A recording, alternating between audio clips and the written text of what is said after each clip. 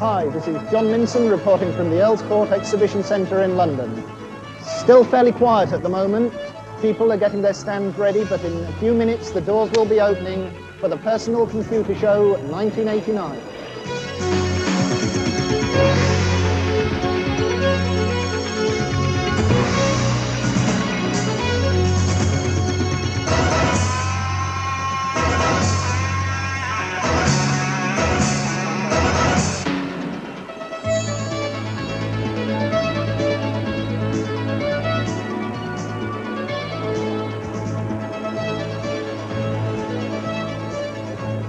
Hi Nadia, what have you got here on the Accolade stand? Well, here we have the cycle, which is actually one of the things that Accolade do best, and that's sports simulation.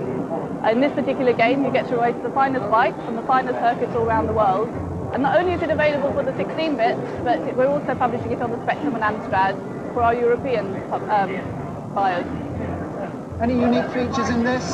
Well, I mean, particular attention to detail, things like watch the wrist move as you actually change gears. You've got an on-the-bike perspective, which gives you a real feel of racing around the corners, screaming around the bends, that kind of thing. We have undulating tracks and tunnels, which I believe is pretty new feature to this kind of game. Sounds good, thanks. Well, it's time to get some more peace and quiet. US Gold's another company which has taken a side room, and David Baxter, the software development manager, is going to introduce us to their latest star. Recognise this, David? Yes, it's Michael Jackson's Moonwalker, a game we're developing for Christmas. To explain what's going on here, this is a demo that we put together for the Americans for the CES show earlier on in the year. It basically depicts various scenes from the film. These sections will be used in the game as little mini movies at the beginning of each level. The demo that you see here isn't actually a playable demo, it's just looks nice. As you can see, we've tried to use cartoon-style graphics, which I think we've succeeded in doing. The game has been developed in Ireland and designed in Ireland for US Gold by Emerald. We've done a good job of it. It's a 4-level game. If you've seen the film, then you'll recognise the various elements in the game itself. And we're putting a lot of hopes on it for Christmas.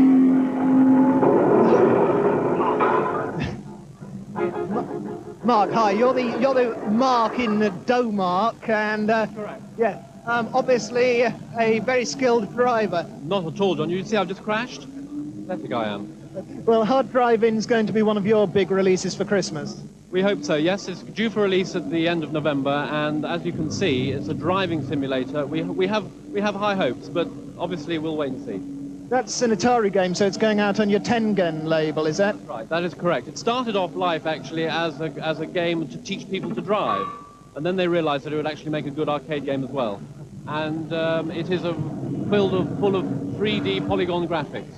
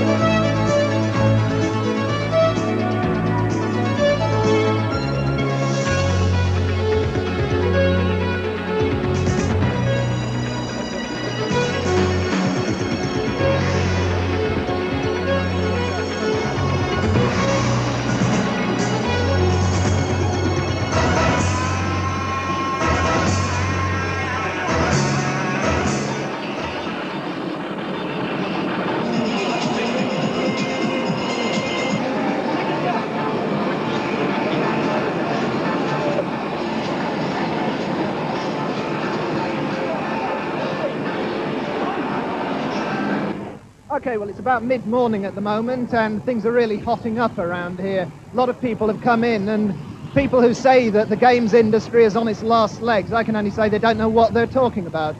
The only thing I do wonder is we're seeing a lot of games that are very much the same, and I'd certainly like to see some that showed a bit more creativity and engaged the imagination a bit more, so let's go and look for some. I'm not quite sure what we have here. It's a rather strange thing for a computer show. Michael Baxter, this the Comics game system. It doesn't look much like a computer to me. Well, it isn't actually a computer, although internally it is. But externally, instead of having a keyboard inside it, we have all sorts of frills, such as this flight yoke or a steering wheel or a handlebar, so that it's purely for playing games. And what about the chair that you're sitting in? It's not the sort of thing most people would have in their living room. No, it's a completely new concept for the living room. But this it was to be synchronized with the game, so that when you move to the left, the chair moves to the left. When you move to the right, the chair moves to the right. If the character you're moving on the screen moves up, the chair moves up or downwards, just like in the arcades. Very exciting. What sort of games are going to be available on the system? A lot of games, ranging from good old-fashioned shoot-'em-ups to a chess game. Okay, Mike, so you're going to show us the basic multi-system, are you? We can get a go on it? Yes, well, this is the multi-system as it comes in its initial form. Initially, we have a steering wheel. Obviously, this is very useful for racing car games. The steering wheel flicks off like so, with a flick of the switch here. And you pull this down, and you have a motorbike handlebar. So this is very good for a motorbike or a jet ski type game. And another flick of this switch, and you pull this up, and you have a flight yoke. Up, down, left, right. Then coming with the multi-system are these pedals. So if you're in a car, you've got brake, accelerator, or if you're in an aircraft, left or right rudder. And you can still use it with an ordinary boring old joystick if you want to? Yes, you can use it with a boring ordinary joystick if you want to. Jonathan, Psygnosis has been known for its great graphics, and in Shadow of the Beast it looks like they're bigger and better than ever. Yeah, I think this is the ultimate Amiga product as far as we're concerned. Although we're always working on getting it even further. Big products. 2.4 megabytes of graphics, 900k of sound. I hope this is the start of big things to come for Psygnosis. What's the plot for this one? Plot? You're the guy who's got to go through and actually kill the beast. You've got to gather weapons, keys, clues, the full works. I'm not going to say anymore, you've got to work it out for yourself. Andrew, I know that the software business is fairly, sort of cut and thrust, but do you really need a Black Knight on your stand? Well, of course we do. We're having fun, we're enjoying ourselves. This is a great trade show. There's a huge number of people come to London every year just to see what's going on in the software industry, and we're entertaining them. That's what we're doing. Now, he's here promoting Onslaught. Absolutely right. Tell me about Onslaught. Well, it's a medieval battle game. You fight to retrieve 10 kingdoms, and you're on knights, you're on horses, you're fighting all kinds of medieval armour, and you're enjoying yourself with your computer. You've got a new image as well now. We are Britain's longest established computer software company in the leisure area. Yes, we've got a new image, we've got a new style for the logo, we've got a knight to have on our stand, and we're enjoying ourselves. And is the Black Knight enjoying himself? He certainly is. Thank you. I can't hear him either. Well, by now I feel like I've been in here for about 3 days, though it's still only the middle of the afternoon, so there's an awful lot to see here, there really is. I don't know whether these 3 guys have seen anything they like. No, I think that's a no comment from him. Anyway, I'm going to see what else we can find. Bob, Atari seems to be going in for an awful lot of miniaturization, starting here with the portfolio. Absolutely. We believe that the next generation of computers are going to need to be very useful, very portable, and the best way to do that is to get something like this, and the 90s will see a tremendous amount of that product development. Now, the portfolio is a fully compatible miniature PC that you can slip into your pocket, isn't it? Absolutely. It's fully usable, and as well as being a fully compatible PC product, it has a lot of built-in software that everyone will find easy to use and useful. Now, what about the Stacy? That's the portable ST. Correct, but that's much bigger than this. And Stacy is largely aimed at people who want to move their computer from desk to desk, from operating position to operating position. It's not something that you're going to pull out of your pocket on a bus and use straight away. A lot of musicians use STs. Do you think they'll be buying Stacys to take on tour with them? The market reaction in the UK definitely supports that.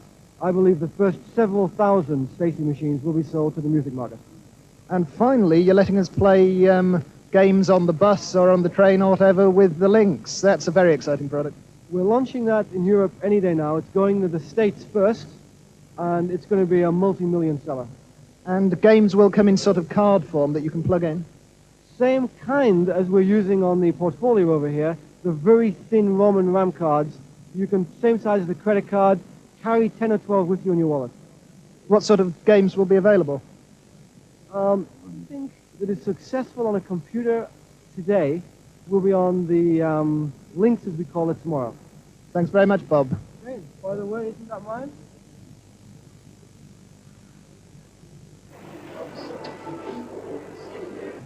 Mark, here at Rainbow Arts, you've got a game which is a simulation of running an oil company. That's a rather odd simulation. I mean, how did you come by that? It's quite easy. I think most people enjoy watching Dallas and other soap operas like this. It's really enjoyable, and so we thought by only watching, play it. So what sort of... a kind of little JR, and with all affairs in the oil business being simulated. What sort of different elements are there in the game? Oh, a lot of the normal oil selling procedures. You can drill, you can buy oil fields, sell oil fields, you have to have tanks, you have to you should have an eye on the oil price and all that. So there's a little bit more like having an agent blowing up other tanks and other people protecting you from illegal actions from other companies. So there are different targets, being the biggest one, win all other companies, getting 80% of the market share, whatever you want and how much fun you have. So a lot of room for dirty tricks and things like that. Yeah, I think it makes it more interesting, more realistic. Yes. And now you've done the game, you don't feel you'd be making more money in the oil business than in software? No, I think it's a much harder business there. Thanks. Gary Bracey from Ocean, you've been signing up all the heroes, I see. Well, we had major success with Robo. That instigated the acquisition of things like Batman, The Untouchables, and next year we've got Nightbreed, the Clive Barker movie. Must be very excited as getting the game of Batman, the movie. Oh yes, I think that's the Star Wars of the decade, really. We made a good game of it as well. Can we take a look at that? Yeah, certainly. Come upstairs and I'll show you. It's a bit quieter up here, Gary. Obviously, the star performer for Ocean has to be Batman. Could you tell me how you turned the greatest movie of the year into a game? Into the greatest computer game of the year? Yes, it takes the form of 5 different levels. The first one you can see at the moment, which takes place in the Axis Chemical Factory. Then we have the Batmobile section, where you turn corners shooting out a rope. Then followed by a Batcave section, a Batwing section, and finally in the Gotham Cathedral, the final confrontation with the Joker. It's been pretty well reviewed and we're rather proud of it. Not surprised, looks great, thanks. Well, that's it. One day at the PC show and I certainly feel exhausted. There's been a lot of good things to see and we've only been able to show you some of them. However, there is one more thing. Tonight, US Gold is having a party and all in the interests of journalism, we'll be there. See you. Blaze, fire, got 4. There he is, get ready. Ooh, I got him. There's Burning Hulk, there's a guy trying to get through, he's going to try to get through. Wrong, old dirt breath. We got him. Kieran, what have you seen at the show today that you've liked and everything? One real difference I've seen in the show this year, as opposed to other years, is previously you'd actually see stuff that you'd never seen before. Things would actually be launched at the show, but this time, thanks guys, but this time everything I've seen already. You think the industry is maybe getting a bit slower then? It's certainly contracted it, I think, yeah, certainly. Right. Any products you'd like? Nah. Right, thanks. Don't mention any time.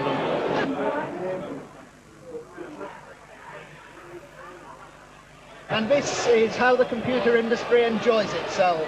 When it's not producing the software for you to play or the hottest hardware. And that's what I intend to do now, enjoy myself. This is John Minson from London.